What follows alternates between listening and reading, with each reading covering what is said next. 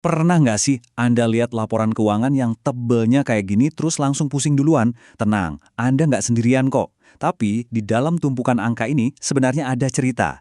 Cerita tentang kesuksesan, risiko, dan strategi sebuah perusahaan. Nah, kali ini kita akan coba bedah bareng cerita dari Sekar Bumi atau SKBM. Anggap saja saya ini mentor Anda dan kita akan kupas tuntas apa sih yang sebenarnya terjadi di balik angka-angka itu. Kadang rasanya memang kayak cari jarum di tumpukan jerami ya, pusing banget. Tapi sebenarnya kuncinya itu cuma ada di 3 laporan utama. 3 dokumen ini kalau kita tahu cara bacanya, bisa langsung mengungkap kesehatan sebuah perusahaan. Yuk kita jadi detektif keuangan sebentar dan cari petunjuknya sama-sama. Ini dia peta investigasi kita. Pertama, kita kenalan dulu sama bisnisnya. Kedua, kita lihat cerita untung ruginya. Ketiga, kita cek kesehatan keuangannya secara umum. Keempat, kita ikuti jejak uang kasnya kemana aja. Dan yang terakhir, kita gabungkan semua petunjuk buat dapat gambaran besarnya. Simpel kan? Oke, kita mulai dari langkah pertama yang paling dasar. Kenalan dulu sama SKBM. Sebelum kita pusing sama angka, kita wajib tahu dulu perusahaan ini sebenarnya jualan apa sih? Oke, jadi jelas ya, SKBM ini bukan cuma satu jenis bisnis. Mereka itu pemain terintegrasi dari hulu sampai hilir. Mulai dari punya tambak udang sendiri, sampai produknya jadi makanan beku yang kita lihat di supermarket. Kenapa ini penting buat kita sebagai investor? Karena diversifikasi kayak gini bisa jadi semacam tameng. Kalau satu sektor lagi lesu, masih ada pemasukan dari sektor lain. Ibaratnya keran uangnya datang dari banyak pintu. Nah, sekarang kita masuk ke bagian kedua, laporan laba rugi. Disinilah kita cari jawaban dari pertanyaan paling mendasar. Tahun ini, perusahaan ini untung atau malah buntung? Angka pertama yang kita lihat langsung bikin kagum. Penjualan mereka tembus 3 triliun rupiah. Ini namanya top line. Bukti nyata bahwa produk mereka itu laku keras di pasaran. Permintaannya ada dan kuat. Dan bukan cuma laku, tapi pertumbuhannya gila-gilaan. Naik 33% dari tahun sebelumnya. Ini sinyal yang positif banget nih. Tapi, seorang investor yang cerdas gak berhenti di sini. Pertanyaannya adalah, penjualan gede itu bagus. Tapi setelah dipotong semua biaya, sisa untungnya berapa? Nah, ini dia jawabannya. Sebuah pembalikan keadaan yang kelihatannya spektakuler banget. Dari yang tadinya rugi 83 miliar, mereka bisa balik jadi untung 72 miliar. Di atas kertas, ini kan cerita sukses yang luar biasa. Tapi, apa ceritanya memang sesederhana itu? Coba kita gali lebih dalam lagi.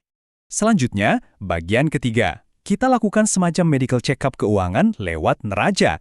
Laporan ini ibarat foto kondisi aset dan utang perusahaan pada satu tanggal tertentu. Kita lihat di sini, total aset mereka 2,32 triliun. Kelihatannya kokoh kan? Tapi coba deh perhatikan angka di sebelahnya. Utang jangka pendek mereka itu 1,16 triliun. Artinya hampir separuh dari total aset perusahaan itu dibiayai oleh utang yang harus lunas dalam waktu kurang dari setahun. Ini petunjuk pertama kita.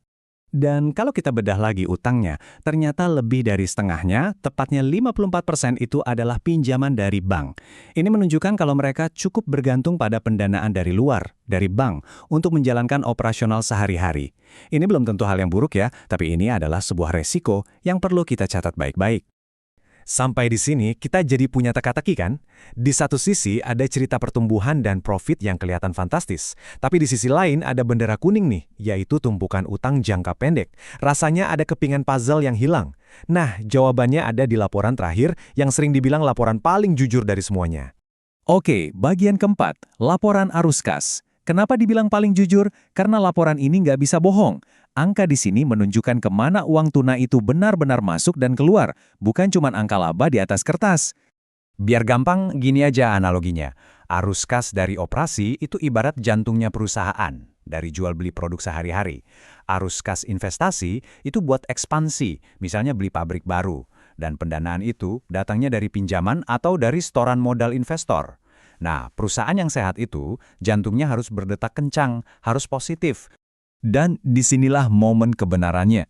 Jantung bisnis mereka, yaitu aktivitas operasional, ternyata arusnya minus 24,5 miliar.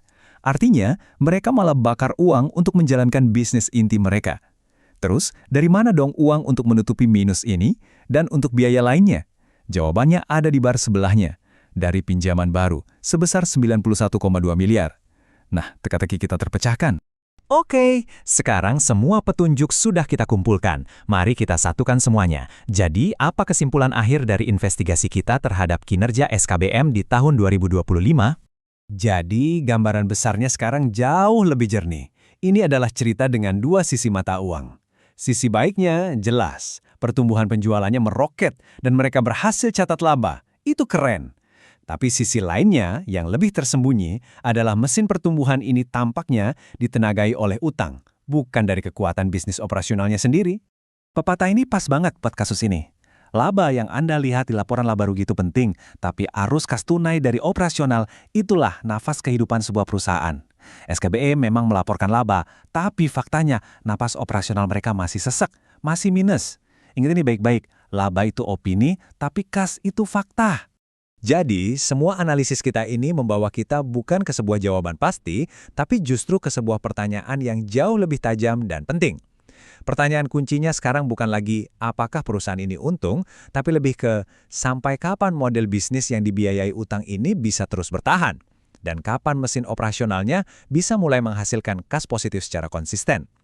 Jawaban atas pertanyaan itulah yang akan membedakan antara investasi yang cerdas dan sebuah pertaruhan yang sangat berisiko.